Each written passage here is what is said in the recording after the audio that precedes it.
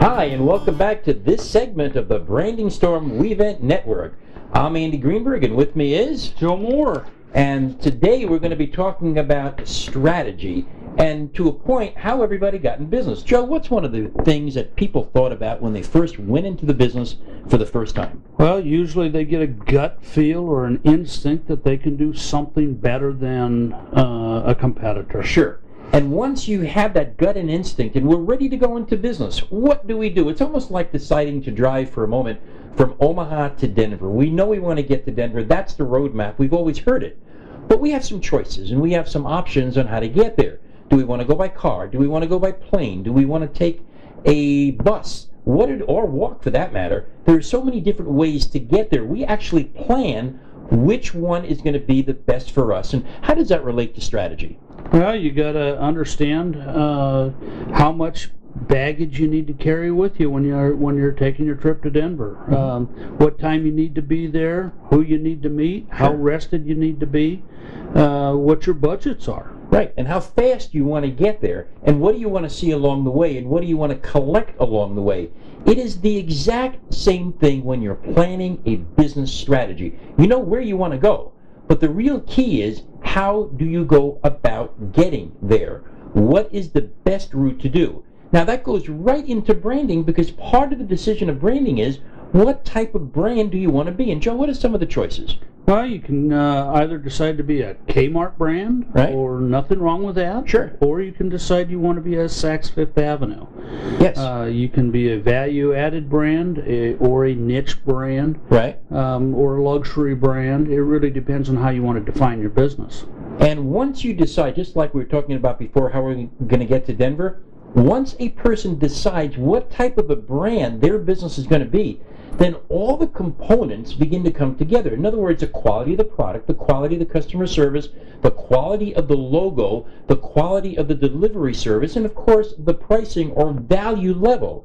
And as you have your businesses today, one of the things that you need to identify, or if you're about to start a new one, is which type of a brand do you want to be known as?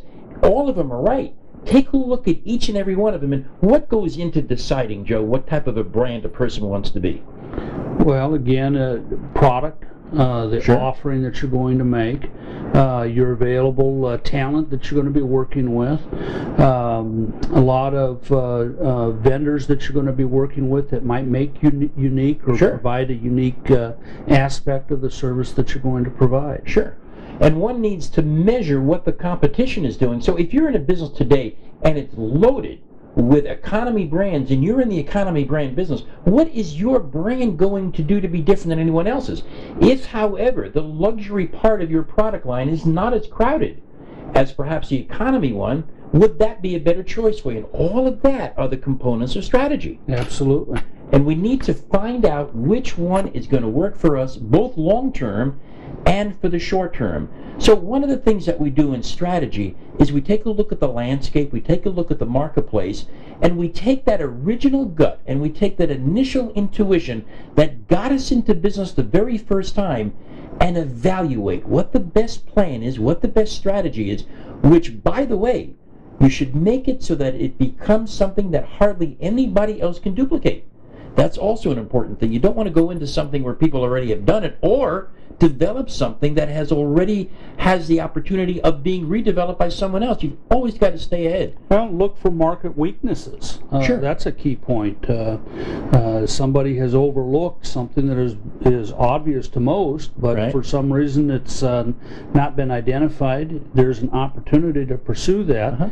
And it may take a while. Eventually people will play catch up if Sure. it's a truly viable opportunity. So you've always got to stay on the leading edge and look for the openings. Absolutely, and you always want to be sure that what you're doing is hard to duplicate.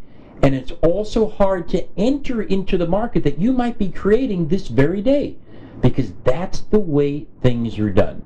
It's all part of strategy. When you decide where you want to go, you decide how you want to get there, and what the brand technology or the brand theory is going to be that you want to follow. Once you have those established, then the rest of it becomes that much easier to fill in.